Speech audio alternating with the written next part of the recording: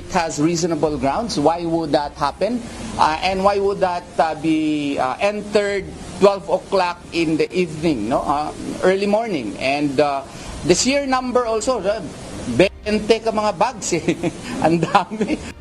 Hindi katanggap-tanggap para sa mga miyembro ng Kingdom of Jesus Christ o KOJC ang mga bagay na ipinasok ng mga otoridad sa kanilang compound. Napag-alaman kasi ng mga miyembro nito na nagpasok ang mga pulis ng mga bag ng semento at gamit sa pag-uukay sa compound nang hindi nila nalalaman kung para saan. Ayon mismo sa abogado ng KOJC, inilalagay umano ang mga bag ng semento sa mga karton na may lamang mga bottled water. Agad namang umalis ang taong naghatid ng mga karton nang harangin ito ng mga miyembro ng KOJC. Sa mga larawan na ito sa social media ay makikita ang ilang mga bag ng semento na nasa loob ng mga sasakyan ng mga pulis na nakaparada malapit lamang sa compound. Sa video naman na ito ay tila maririnig ang paghahalo ng semento sa may basement at ang paglalabas ng mga basura ng mga pulis na may kasama umunong lupa.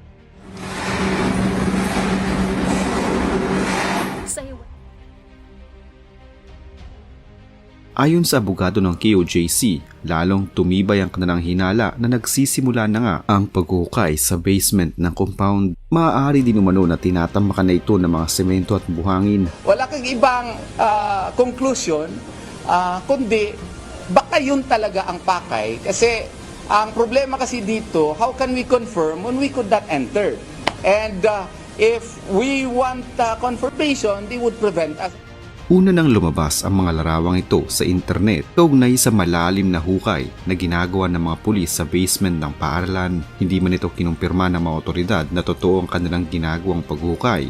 Inamin naman nila na magpapasok sila ng kahit anumang nanaisin nilang gamit sa loob, mahanap lamang si Apollo Kibuloy. Kung matatandaan, sinabi na nila noon na gumagamit sila ng mga espesyal na kagamitan at scanner para matunto ng sinasabing underground bunker ni Kibuloy. Rest assured, kung meron kaming pinapasok na equipment sa loob, para po yun sa paghahanap namin kay Kibuloy.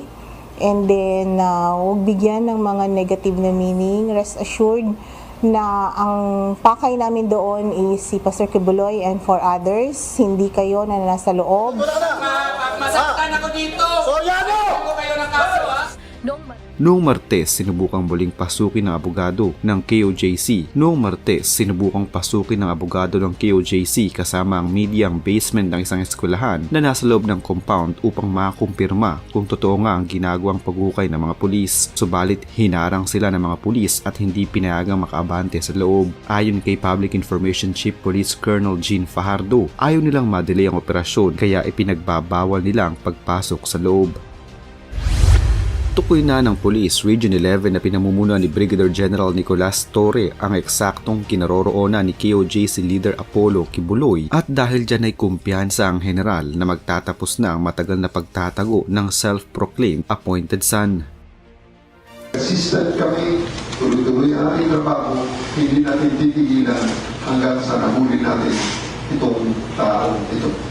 Subalit dahil sa mas lumilit na ang ginagalawan ngayon ni Apollo Kibuloy, mas lumalala pa ito dahil sa pagkontra naman ng mga miyembro ng KOJC. Dahil maging si General Torre umano ay nakakatanggap na ng mga death threat at maging ang kanyang mga anak ay nababash na din sa mga social media. Ang asawa ko at ang anak ko ay pinapaulanan ng mga hate messages at threats sa social media ng mga fake accounts at mga trolls. Kagabi ay may direktang death threats na sa aking mga anak. Pero hindi kami magpapatinan. Hindi tayo magpapatinan. Subalit nanindigan si Torre na hindi sila titigil sa kanilang ginagawa hanggat hindi nila nahuhuli si Kibuloy. Kung matatandaan, noong mga nakarang linggo ay muling sinimulang halughugin ng mga otoridad ang KOJC compound. Karamihan sa mga pulis ay may dalang mga body camera o cellphones para sa documentation. Ayon kay Torre, nagdala sila ng mga heartbeat detector para malaman kung may nakatagong mga tao kahit sa ilalim ng lupa at secret tunnel. May dala din silang mga generator set at iba pang mga gamit para sa mas masusing paghahanap. Nagkaroon naman ng tulakan at balyahan matapos harangin ng mga KOJC members ang ilang mga pulis at marami pa ring mga miyembro nila ang pumipigil sa pag-alugad at may ilang miyembro din ang hinimatay sa gitna ng paghanap. Ayon kay Torre, posible umanong nasa loob lamang ng compound si Kibuloy kaya nila ito hinahanap. Nabatid na ang large-scale operation ay upang halughugin ang nasabing compound na may 42 gusali kung saan una nang sinabi ni Torre na naniniwala siyang hindi pa nakakalis ng bansa si Kibuloy. Si Kibuloy ay may standing warrant of arrest mula sa Davao City at Pasig City kaugnay ng kasong human trafficking, sexual abuse sa mga menor de edad at kababaihan, gayon din ang pagmamaltrato. Bukod dito ay wanted rin ang pastor sa US Federal Bureau of Investigation sa kasong sex abuse at human trafficking. Magugunita na una nang nagsagawa ng raid ang mga otoridad upang arestuhin si Kibuloy pero nabigo ang mga ito noong Hunyo 2024. Bukod dito ay kinwestiyon din ang raid ng NBI Region 11 dahilan moro-moro umano ito o drama lamang. Pilit pa ding hinaharang ng mga miyembro ng Kingdom of Jesus Christ ang mga pulis para hindi makapaghalughog sa lugar. Ilan din sa kanila ang nagtamo ng mga seryosong sugat dahil sa pagharang ng backhoe ng mga mananampalataya ng KOJC sa mga daraanan ng mga pulis. Subalit hanggang sa ngayon, wala kahit anino ni Kibuloy ang kanilang nakikita. Marami ang nagsasabi na nasa loob lamang umano ng compound si Kibuloy na maaaring nagtatago sa mga bunker o mga secret tunnel ng lugar. Una nang sinabi noong 11 ng Agosto ni NBI Davao Director Archie Albao na may nakita silang underground basement sa loob mismo ng compound. Hindi man nila nakita doon si Kibuloy at kahit isa sa mga akusado niyang kasama, muli na naman silang nakakita ng mga bunkers at quarter na may mga nakatirang residente. May nakita ding tunnel sa loob mismo ng compound subalit hindi pa muna ito tapos at under construction pa ayon kay Albao. Nakapwesto pa daw ang isang underground basement sa ilalim ng entablado sa loob ng Kingdom. Noong marating nila ito umano ay napakainit sa loob, wala ding ilaw at hangin kaya hindi na din nila ito ginalugad ng matagal at agad ding lumabas.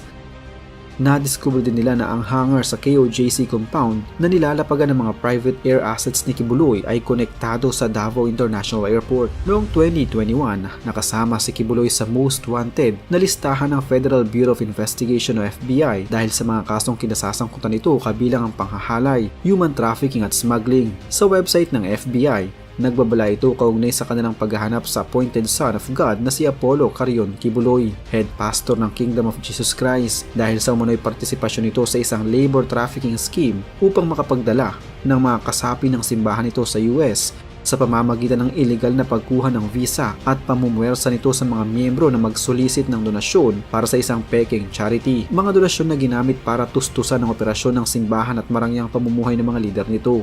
Pinilit din ito umano ang mga kasapi na magaling magsolicit ng donasyon na pumasok sa peking pagpapakasal o di kaya kumuha ng peking student visa upang may pagpatuloy ang pagsosolicit sa Estados Unidos buong taon. Bukod pa rito, sinabi rin ng FBI na nirecruit ang mga babae upang maging personal assistants o pastorals ni Kibuloy na siyang maghahanda ng kanyang pagkain, naglilinis ng kanyang bahay, nagmamasahe at nakikipagtalik sa kanya na tinagurian ng mga itong night duty. Bunsod ng paghanap na ito kay Kibuloy sa kasong isinampas sa kanya ng Federal Grand Jury ng United States District Court for the Central District of California sa Santa Ana, California sa Amerika dahil sa pakikipagsabuhatan nito sa sex trafficking, panluloko, pamimilit, sex trafficking ng mga bata at bulk cash smuggling na nagresulta ng paglalabas noong November 10, 2021 ng isang federal warrant upang siya idakpin. Ang Kingdom of Jesus Christ, the name above every name, na pinangungunahan ni Pastor Apollo Kibuloy ay nagsimula noong 1985 sa Davao City. Bilang executive pastor ng KOJC, si Apollo Kibuloy ang nangunguna sa espiritual na pangangalaga sa 7 milyon nitong miyembro sa buong mundo. Sa ngayon ay patuloy na lumalawak ang sakop ng KOJC kung saan naabot nito ang higit sa 200 mga bansa at 2,000 mga lungsod sa buong mundo. Bukod dito, kilala rin si Pastor Apollo bilang isang philanthropist, humanitarian, environmentalist at international TV evangelist. Ang pastor ay mayroong global multimedia ministry kung saan kabilang sa kanyang mga pangunahing programa na naghahati ng kanyang pangaral sa buong mundo ay ang Sounds of Worship, Powerline, Give Us This Day, Gospel of the Kingdom, Spotlight at SMNI Exclusive. Ang kanyang Sunshine Media Network International o SMNI ay isa na ngayong multi-awarded na media company na itunuturing na pinaka-pinagkakatiwalaang media sa Pilipinas. Ipinangako noon ni Pastor Apollo na ang SMNI ay nakatuon lamang sa nation building at sa paghahatid ng totoo at walang pinapanigang balita.